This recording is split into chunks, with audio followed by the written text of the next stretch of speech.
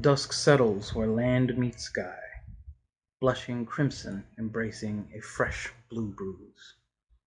What of the space between the two? Like the rouge in cheeks, begotten from both passionate caresses and wrathful slaps.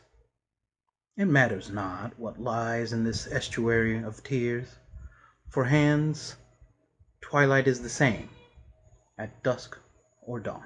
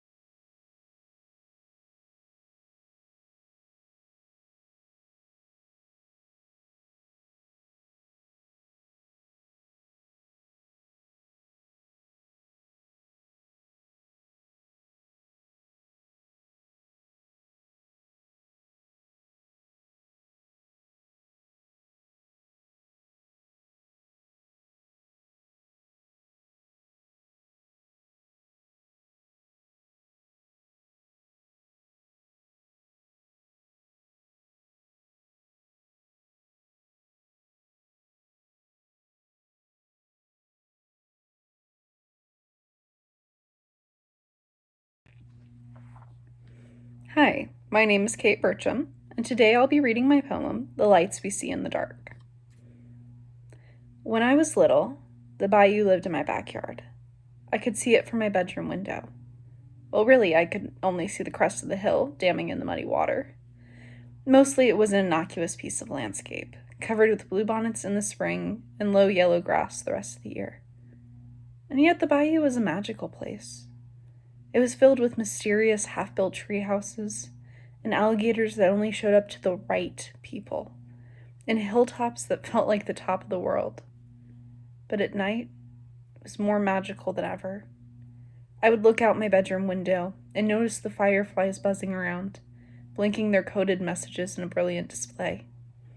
They swarmed over the hill, lighting it not as the sun does, with equality for all those who step out to the day, but with emphasis on the small things, the unimportant things that start to matter when you don't have the day looming over them. I wanted to chase them, my impromptu nightlights, to rush out of bed and run off into the night, to discover things I never knew.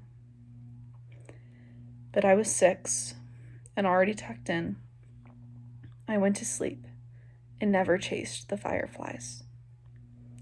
I no longer live on that bayou.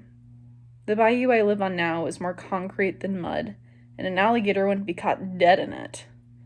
But I have changed too. I would no longer climb a mysterious half-finished treehouse, for fear I'd step on a nail and get tetanus. I wouldn't hop along the muddy bank of the bayou, because who knows what would happen if I fell in. I would, however, still chase the fireflies, because the lights we see in the dark shine on the unimportant things. So I know they would shine on me. Howdy, my name is Austin Beal, and I'm excited to tell you about my piece, Cosmos. I made this piece using an iPad app called Procreate. I primarily used 2 different brushes, the Stipple brush and the Monoline brush. Moving on to the piece itself, Cosmos is a geometric abstraction of space, featuring planets represented as circles, a waxing crescent moon in the upper right-hand corner, Saturn's rings in the lower right-hand corner, beams of light, and a trail of stars that weaves in and out of the picture. But for me, it was less about the subject matter and more about creating a balanced composition with an illusion of depth. The inspiration for Cosmos was twofold. It all started when, for whatever reason, I was struck by the idea of this particular composition of shapes, which I then sketched out in Procreate. This would become the base layer of Cosmos. When I was trying to add more to the piece, I drew inspiration from pictures I took while on a trip to the Dallas Museum of Art. I was really fascinated with the works of El Lissitzky, a Russian artist who made complex geometric compositions like the one you see here. I especially like the monotone color palette and cream-colored background, which I adapted to my own piece. But the part of the trip that stuck with me the most was the description of a piece called Windows by Josef Albers, a Bauhaus artist. The description mentioned this idea of creating an illusion of spatial depth and suggesting the transparency of forms through the use of positive and negative space as well as overlapping shapes. I wanted my own art to reflect these qualities, and this idea became a guiding principle for much of my other artwork as well. Thank you so much for watching my presentation, and I hope you enjoyed it.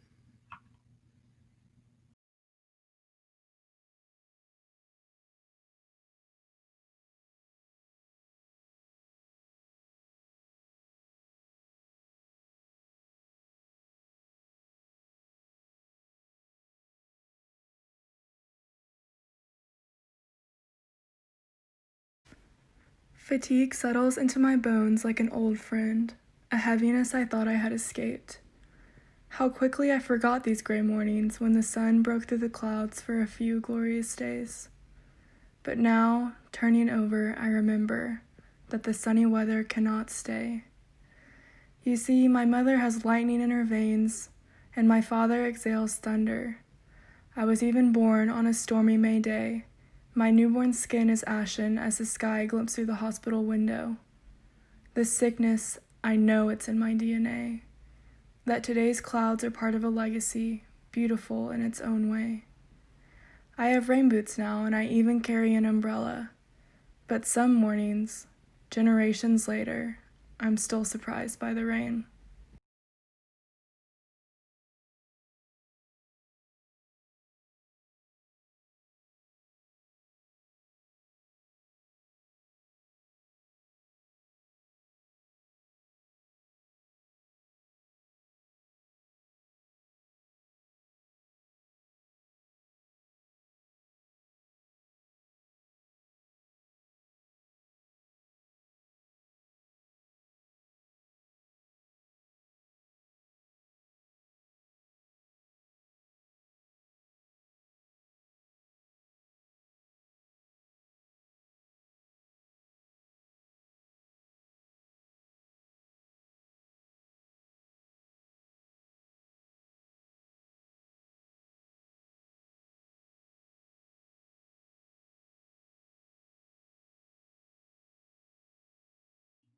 You, the Dragon, by Sally Aust. You, the anxious, facing away in the dark, confess what has been simmering at the back of your throat for weeks. And there is no reply, even though you counted only 30 seconds from the time the lights went out. You feel a slight rush of heat beneath your skin, just enough to make it hard to fall asleep. You, the sea, trying to make sense to the shallow end of the pool, who cannot feel anything deeper than 3.5 feet, while you plunge miles below the surface. Pins and needles surge through you, and for the first time, you notice how the feeling burns your belly. You, the princess, barely breathing in the dress you chose for him, while Prince Charming's eyes have turned chilly. And you just don't do it for me right now. Tears your gown to shreds before he turns back to the ball where the other maidens sway to pulsing music. And now you're swallowing down the flames before you say something you might regret. You, the accused, ask about the birds and the bees and the flowers with petals missing, and the answer changes every time. 1, 5, 7, I don't even remember.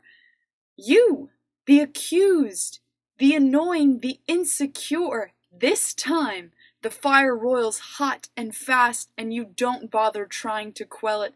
And finally, white heat bursts from your throat. The goodbye sears your tongue as it passes your lips, and you're crying and burning and leaving. You, the dragon, awaken to see that shapes in the dark, shallow pools and royal fools are nothing but ash. Memories that gently float away in the breeze of a sun-drenched morning.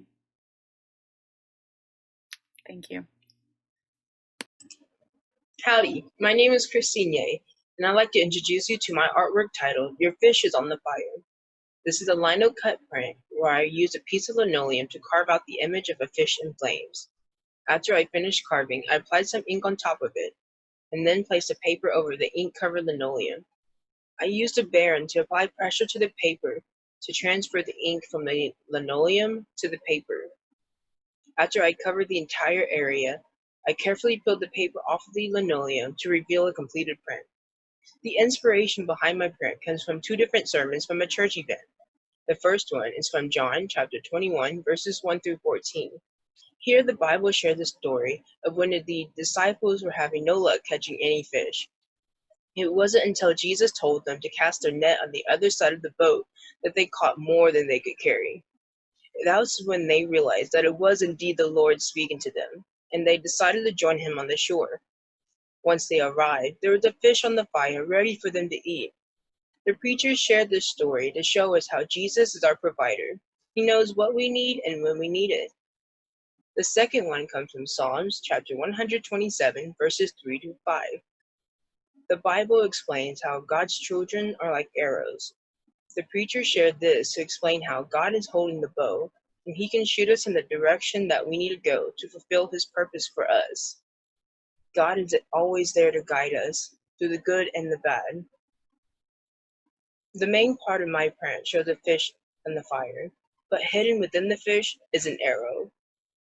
I'm so grateful for this opportunity to share Your Fish is on the Fire with you, and I hope you have a great day. Thanks, and Giggle.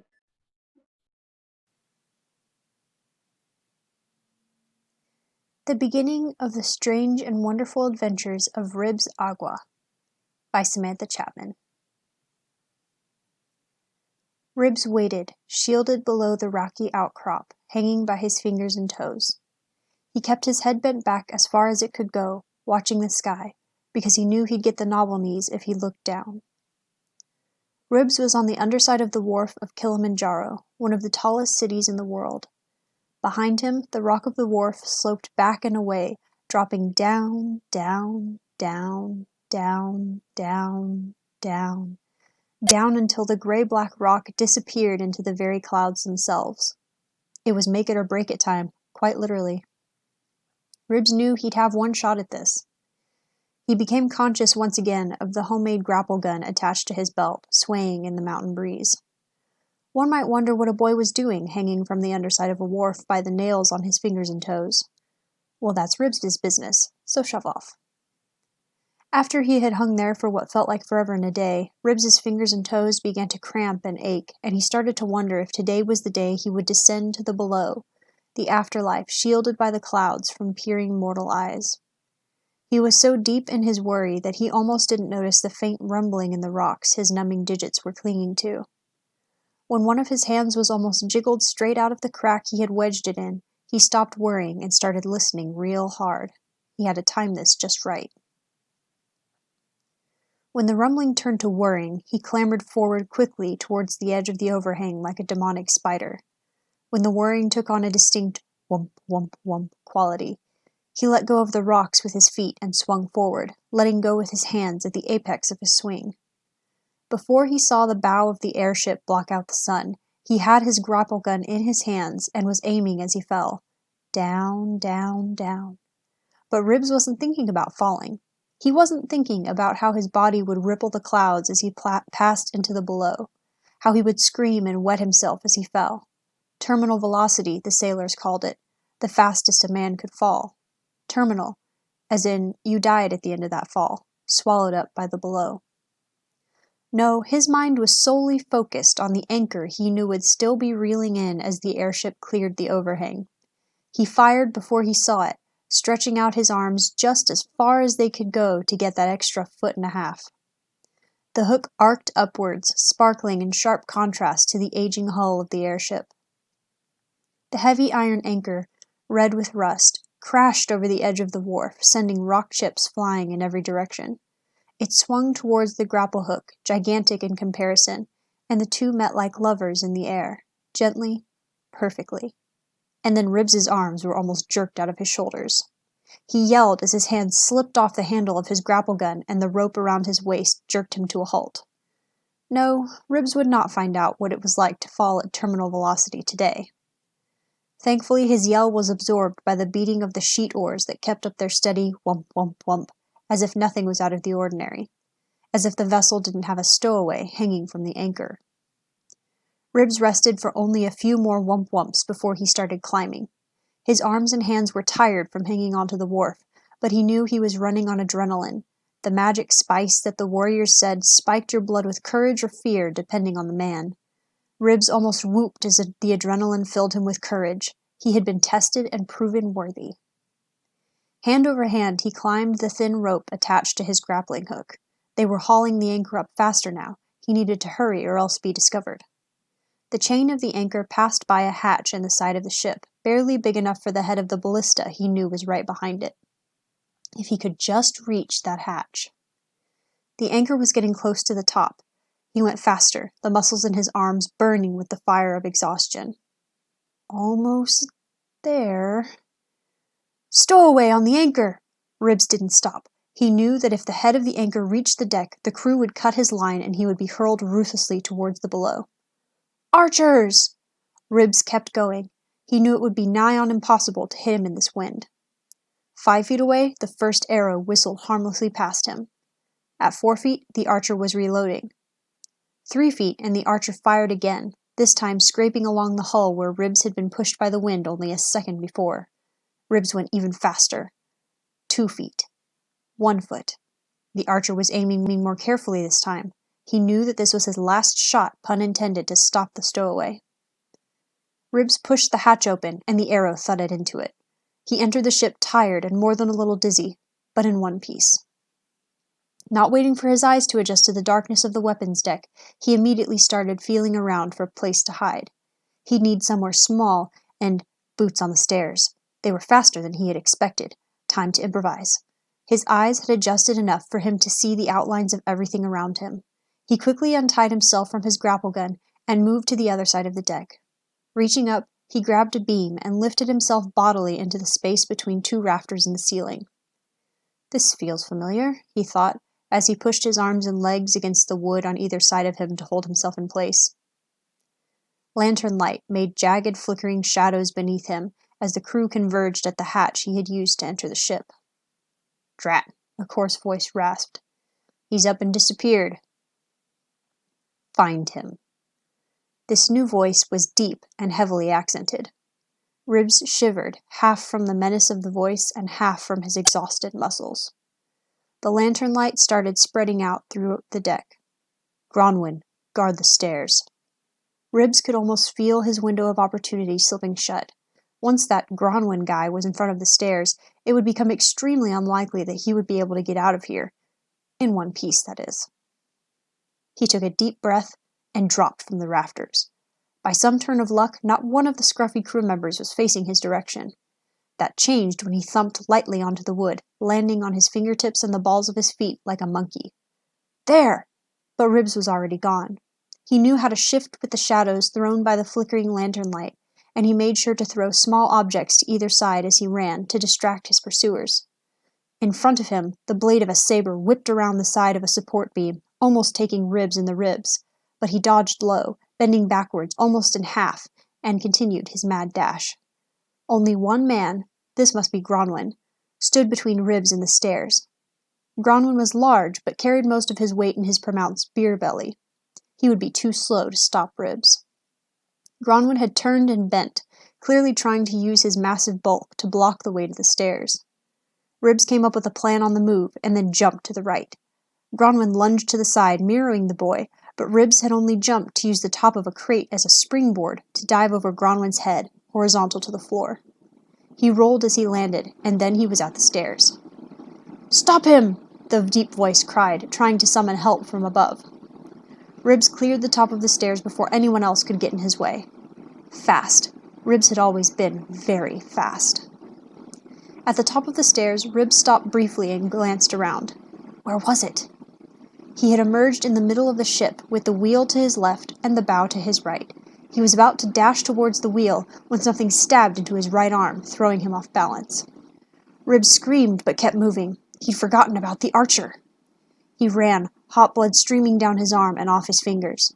As he moved, he could feel the arrow jarring up and down, tearing his muscle and who knew what else. But the pain was almost unbearable, slowing his thoughts. The adrenaline had worn off by now. But he kept running. He had come too far to stop now. He jumped, ducked, and weaved around crew members as he dashed towards the wheel and his goal, his prize. Arrows whistled past him, thankfully missing him by inches and feet as the wind gusted across the deck. So close, so close. As he darted up the stairs towards the ship's wheel, an arrow grazed his leg and thunked into the wood. Ribs yelled in pain and stumbled, landing halfway on the stairs and halfway on the wheel deck. He heard the archer whoop in triumph from the bow. "Get him! He's down!" Ribs gritted his teeth and scrambled onto the wheel deck, rough hands clawing at his ankles. The adrenaline was back, spiking his blood with superhuman strength. He leapt, landing on top of the wheel, his hand outstretched. An arrow thudded into his shoulder just above the first arrow, but it came too late. Ribs's hand collided with the ship's bell, making it clang loudly. In his triumph, he didn't notice the wheel shift beneath him, and before he knew it, he was crashing to the wooden decking, arrows jarring painfully in his arm and shoulder. He lay there with his eyes closed, breathing to dismiss the pain. The adrenaline was fading again, and he knew he wasn't long for consciousness. Something sharp pricked the underside of his chin. "Stand." Ribs vaguely recognized the deep voice from the weapons deck. He opened his eyes. Dark leather boots filled his vision, along with the very sharp blade of a saber. Wincing, Ribs forced himself to his feet, the tip of the saber staying with him the whole way. The man with the deep voice was tall and dark, a pale scar underlining his right eye. Ribs remembered the adrenaline and looked the man in the eyes. They were black as the below and just as heartless. "So what?" The man's voice was heavily accented but elegant. "Your mates dare you to come and ring my ship's bell? Are you Captain Nzube?" The man seemed surprised by his absurdiveness. His black eyes narrowed. "I am." Ribs raised his chin a fraction and puffed out his chest. "Then by the code of the Sky Brothers you must accept me as part of your crew." Silence. This was the real test, Ribs knew. "He did ring the bell, Captain," a timid voice called from the main deck, probably the first mate. Nzube stared hard at Ribs, as if weighing him. The boy wished he would hurry. The black spots were thickening in his vision. "Name." The captain's voice was devoid of emotion. Ribs tried to blink away the spots, swaying a little.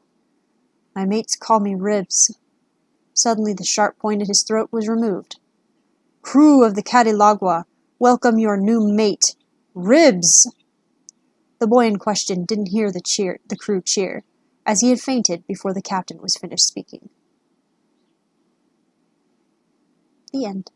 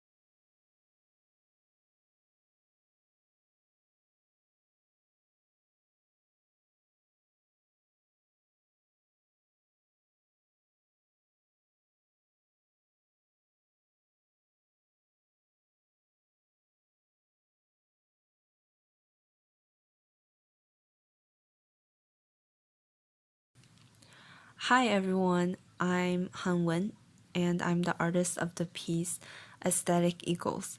I created the piece using the app called Medibane Paint, and I was inspired by the unique personalities in everyone whom I know in my life and who I met.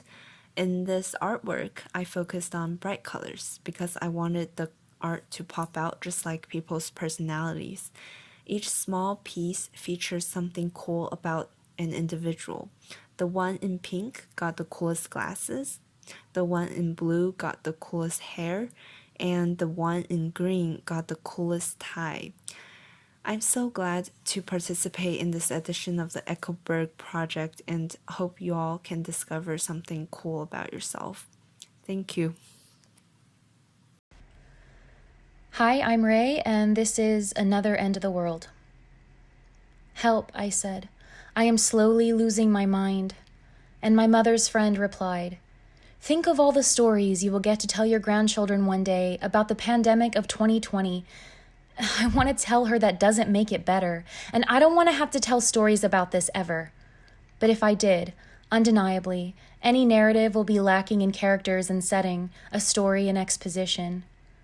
I would tell them that I felt I had seen and read far too many post-apocalyptic stories, with a great hero or heroine who against all odds survived or saved others suddenly.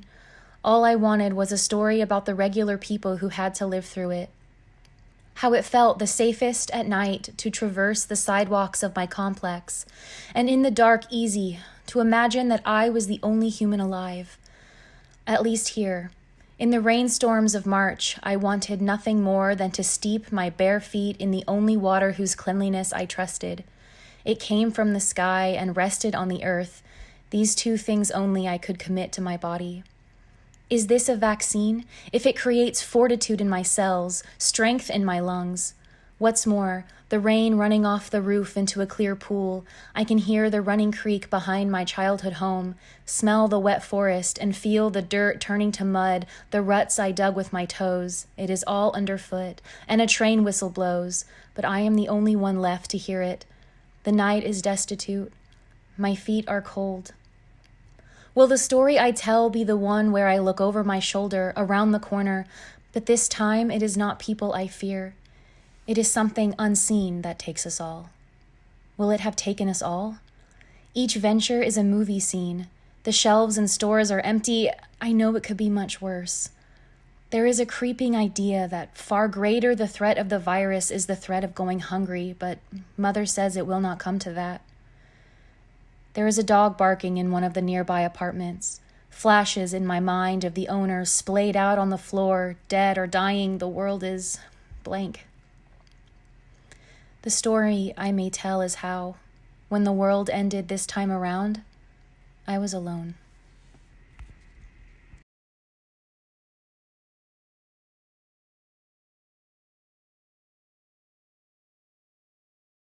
There was a gazebo on their fairy circle. The group of young fair folk, following a sudden whim of memory, had gone north at the bubbling brook, went straight for 2 miles until they hit the oldest tree in the forest, and then turned left just like they used to. And yet, instead of a vast field flowing with wildflowers and buzzing with insects as they had expected, there stood a faded yellow house and a crooked fence. And there was a gazebo on their fairy circle. Now, fairies are known to be many things. Beautiful, mischievous, proud, but more than anything else, fairies are territorial. So they, of course, did not take lightly to this affront on their proprietorship. The fact that they had nearly forgotten the spot even existed seemed to hold no merit in their sudden machinations for revenge. It took them all night, but by the time the sun rose over the horizon and lit the dirty picket fence with its warm glow, they had pulled from the dirt a new fairy circle that surrounded the gazebo in 3 thick rows of colorful fungi. They might have done it in half that time if they hadn't regularly paused in their efforts to seethe about the audacity of it all. Mortals should know better than to encroach on fairy territory. Mortals feared fairies once. Maybe they should again. The fairies' plan to punish the human interlopers started and ended with plants. They're the strongest weapon in a fairy's arsenal, after all. With their circle reinstated, it became a conduit for their powers, like sunlight through a magnifying glass, and they used that to their advantage. The fairies twisted and twirled in the dawn-lit morning dew, weaving their magic through the soft dirt.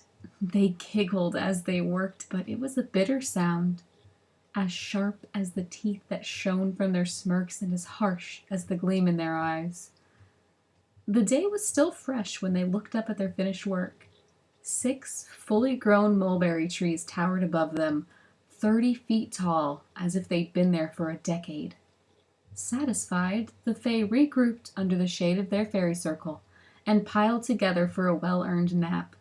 Surely, with the amount of bugs and pollen that would rain down on the house, the trees would be a clear message that the humans were not welcome, and the fairies would wake up to find the lot was once again theirs alone. Hours later, the fairies were pleased to be startled awake by a shriek. They tumbled over each other in their haste to break the sightline of their fungi hideaway and see the looks of shock and disgust that surely covered the humans' faces. What they saw instead horrified them. "Harold, how on earth did you pull this off? Look at those gorgeous trees! This is the best anniversary present ever!" It had been a shriek of delight. A gray-haired woman stood on the back porch next to a similarly gray old man, presumably Harold, who was lounging in a worn-down Adirondack chair with chipping red paint. As the old woman smiled and clapped her hands together in a haphazard rhythm, most likely Harold simply grunted without looking up from his newspaper.